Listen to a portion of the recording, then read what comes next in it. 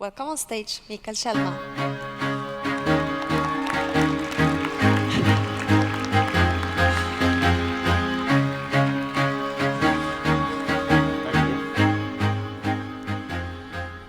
Thank you, Sarah. Hi, everyone. How are you doing? Okay, great. Yeah, my name is Mikael. I'm one of two founders of Skincity. Max from my mystery stole my introduction because I would like to ask also how many of you have heard about Skincity? Oh, great. How many have shopped in our store? Okay, some of you. Then we have a lot of work to do, I think. So, Skincity was founded by me and my wife, Annika. She's the girl on the picture. 2011.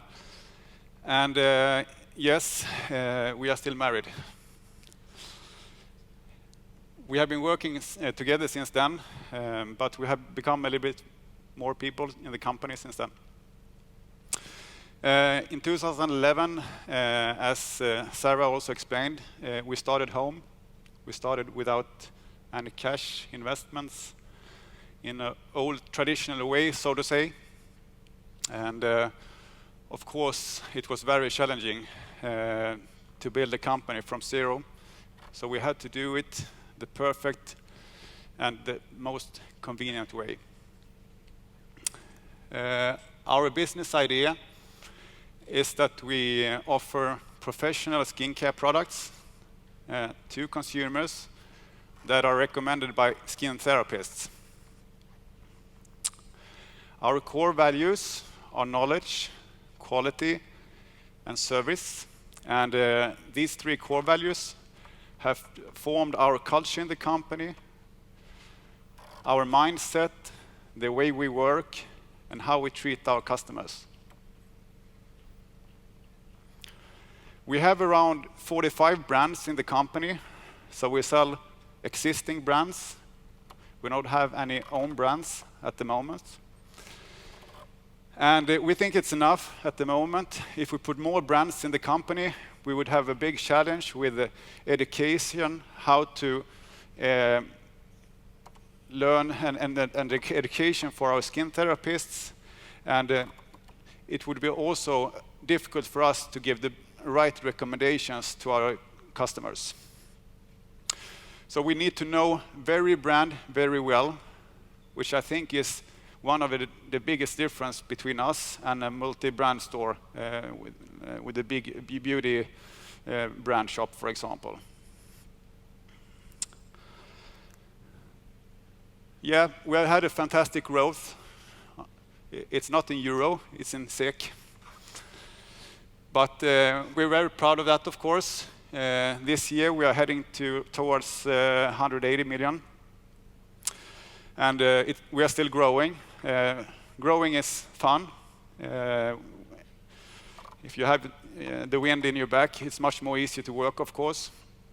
We have hired around 20 or 30 people this year, and now we're up to 50 plus, but we're still only 3 boys. So if we have any men here that have a passion for skincare, maybe skin therapist, I know we have one here in the audience.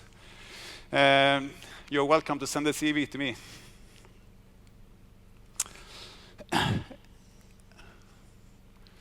Growing is great, but you cannot grow if you don't make any profit. At least if you choose the way we did, without an investment in the beginning. So we are very proud, of course, that we have been showing black figures since start. And my personal opinion is that it can be difficult to be profitable later on if you didn't have that mindset from the beginning.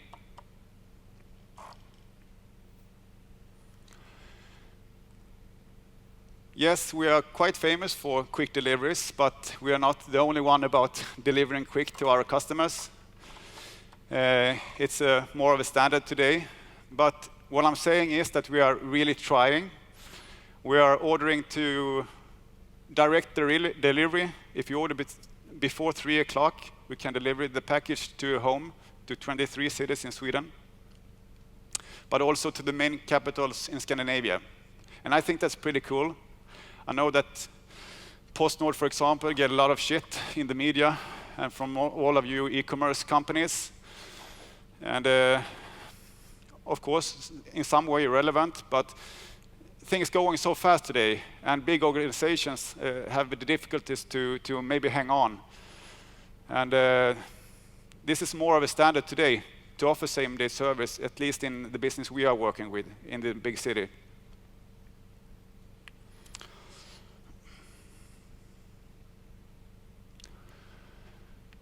Yes, this sounds a little bit religious, I know that, but we have actually a packing ritual. Every package that leaves Skincity should look exactly the same. The products need to be wrapped in silk paper. We add free gifts together with the products, and the gifts must be connected to what the customer bought. So if a customer buy a day cream for sensitive skin, for instance, we pack a day or an eye cream for sensitive skin.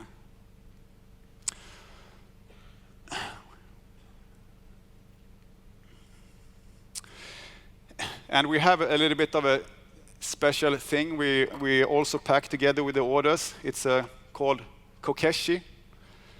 And this is a gift that you give away in Asia as a sign for gratitude. And we pack this kokeshi with every order that leave our warehouse. And this is more today like a collector's object. People collect these, and we do it in different design. So sometimes when I'm in the office, there are more talk about kokeshis than skincare. So if you Google Skincity today, you will probably see skincare products, beautiful women, and kokeshis. So this year had been a fantastic year in many ways. Not only because that we will change our platform that I will talk about soon, but also because we were nominated and chosen as the best e-commerce shop in Sweden, all categories. It's always fun to be. It's always fun, of course, to be nominated, and it's always fun to be a winner, even if it doesn't mean so much business-wise. And especially in the industry where people don't understand. And to be honest, we need it sometimes. The cosmetics business and the skincare business is very traditional, but it's starting to change. So now to why I'm here, changing your e-commerce platform. I know that many of you guys maybe think about this, and your thoughts and your thinking about it is quite overbearing. And I can say one thing as an introduction. If I would do it again, I would quit the company. But let me explain why. Because changing your e-commerce platform is like doing a heart transplantation, but you need to run directly. And it's really true. I hope I can give you some information in these 10 minutes. And even if it's quite difficult to explain a project for 1 year in just 10 minutes, but I hope you will get some out of it. So what did we do with? I don't want to brag now, but to be honest, we had been quite lucky and fortunate. We had grown quick and created a nice company with a nice balance sheet and happy customers, and we had a conversion rate of around 6%, which I think is quite okay. So why change and take the risk and throw out something that worked? Yes, because we wanted to do something new. We want to improve, we wanted to be better. And one thing was the skin test. We have a skin test today that we offer free of charge to our customer, that people can do and get a free skincare recommendations from one of our skin therapists. And this skin test, we wanted to develop more. We wanted to do a makeup test. We wanted to do a peeling test. We wanted to do a test for some products so our customer could have a sun care recommendation, product recommendations before they went for vacation. But our old platform didn't support this, so we had to build something new.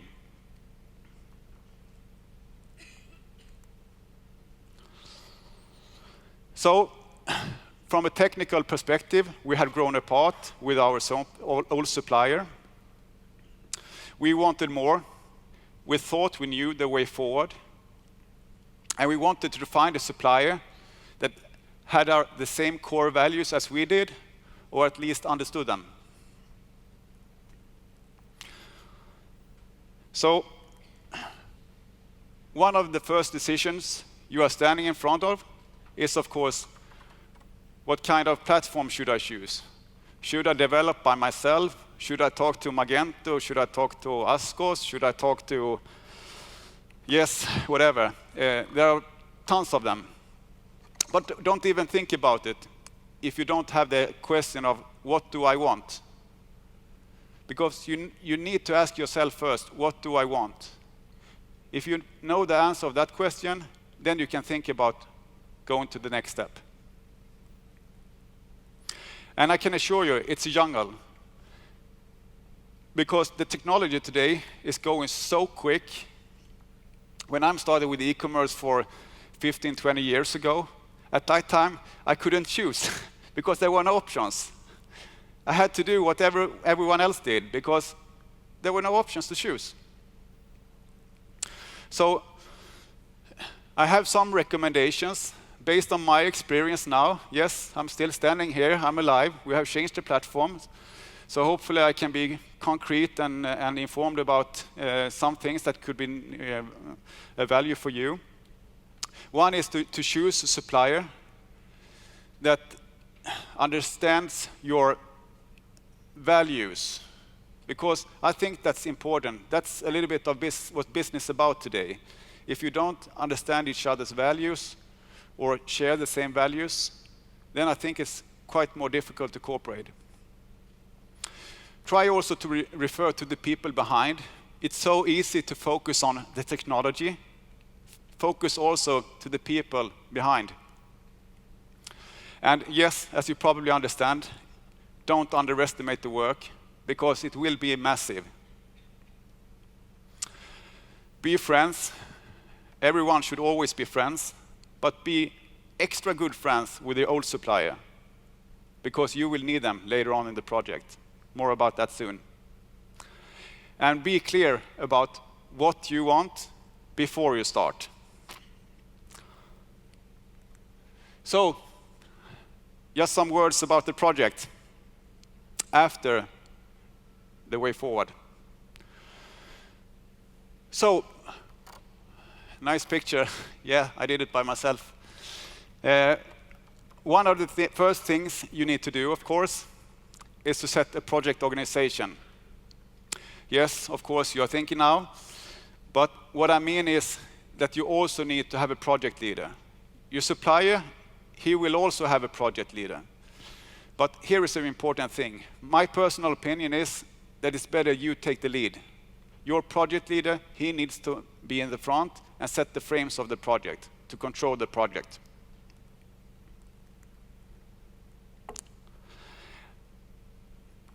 Activity planning, it's very important, and it must be very detailed, and it must also be split in different deliveries. Every delivery needs to be tested.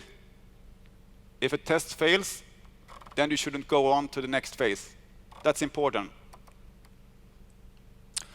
One thing that I experienced also was to set the design in a very early phase of the project. Then you have the framework to work on from. So try to focus on the design and set the design in a very early stage. Of course, there will be things that will be overlapping, and that's things also you should be fine with, but try to divide it and split it as much as you can.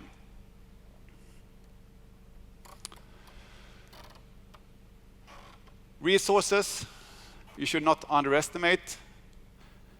There will be a lot of resources in the project, and there should be resources for all the activities. And you should specify this together with the supplier, because later on in the project, his developers will be busy with other things if you don't plan it in advance. One other important thing is the testing. As I mentioned, you should test the design, you should test the payments, the loading of the site, the capacity.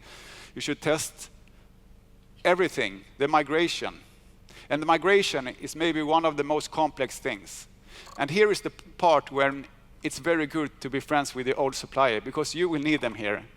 Because moving data from one system to another can be quite complex. And the more help you get from them, the more easy it will get also in the project. Budget. Some people love it. Some entrepreneurs hate it. But it's absolutely necessary. So what can I say about this? One thing for sure is that the budget will change during the project. Because even if you have answered the question, what do I want in the beginning, there will be things that will come up during the project. So you need to have a budget that will be allocated for special adjustments. It's very important. And the budget will also be one of the most important tools for a project leader in the project. Because it's quite easy to lose the control when the project running in 180 from both you and your supplier.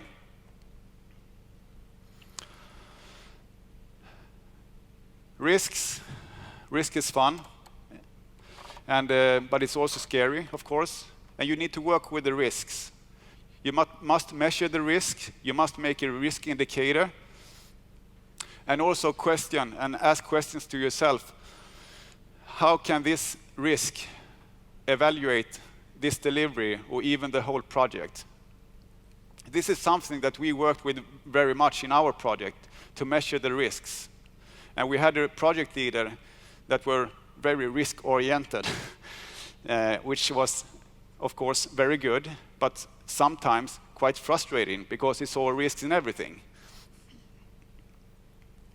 So it can be good to have different components in your project team also.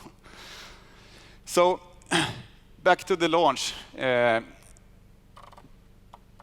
Maybe the most scariest thing, of course, because as I said before, when you do the switch, you need to run directly. If you cannot offer your site directly to your consumers, to your customers, they will go to another place instead, and you lose them. They don't accept, oh, sorry, my site is down due to a platform exchange. It doesn't work so. So this is a part where you should pay a lot of attention to. And I think also that it's important to have a clean agenda 1 or 2 weeks before the launch, where you have time for different kind of tests. And at this point, I'm quite sure that developers want to develop because they will have lack of time, for example, because of add-on things you have thought about in the project and what to do before the launch. But don't allow that. Then it's better to postpone it. Or go over to a rollback plan, a plan B, that you need to set also. And one important thing also is to allocate time after the launch. Because when you have been running your project for a year, 6 months, whatever, it depends on how big you are. I mean, your supplier's customer have been waiting because you have been the number one, because they have been focused on to deliver the best shop they ever done. And what happens then, when you launch, you should be happy if you're number 10. So allocate time after the project, not only before the project. So I have a minute left. How did it go for us? The big question. As I said, I'm standing here today. We survived. Now, to be honest, we made a very successful launch. We worked in 1 year with this project. It was a huge project for us. And we launched 1 day too late, which I think is quite okay. So we are happy to say that we did it. Thank you.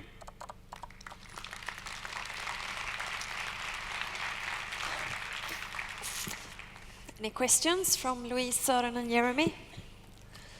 Yeah, I have a question. You were saying it was feeling, what was the sentence? You felt like a heart transplant and running a marathon the day after. Yeah. That was you feeling that. How was it about your team? How did the team behind you feel like? If I felt so, they also felt so. I mean, it's hard. It's a hard pressure on the organization because it's not only about changing the platform. I mean, the business must go on, and especially in a company where, like we are, in a phase where you're growing so quick, there are many other things also on the agenda, not only the platform exchange. So, of course, it's a heavy pressure on the organization. And also on the topic of that with the platform, so when you change, what was the future functions that you were looking for in changing a platform? As I said, we wanted to develop the skin test. That was actually one of the most technical things that we wanted to change. But we also wanted to have a wider platform, a more intelligent platform, so we could be more independent in a way, and also create a better customer service. Before, for example, we didn't have any delivery option that were based on customer or time during the day. We treat our customers more like a mass in terms of deliveries. That's also a big thing for us. How many suppliers did you talk to? You chose Askås. Yeah, we did, yeah. But how many did you talk to before? How many are there in the market? No, but we talked to, I think we had very close discussions to 5 around, and we did a scan for 20, I think, at least. Any more questions? I don't think we have time for more questions, maybe, but this was really, really interesting, and I think it's interesting to see here how there are a few that needs a new platform. So this was probably a really good thing for them. Great. Thank you so much, Mikael, for coming. Yes, now we're going on vacation. Yes, we're leaving on a flight tomorrow. Because Mikael got married this weekend. Yeah. Big hand for Mikael and Annika. Thank you. Thank you so much again. Thank you.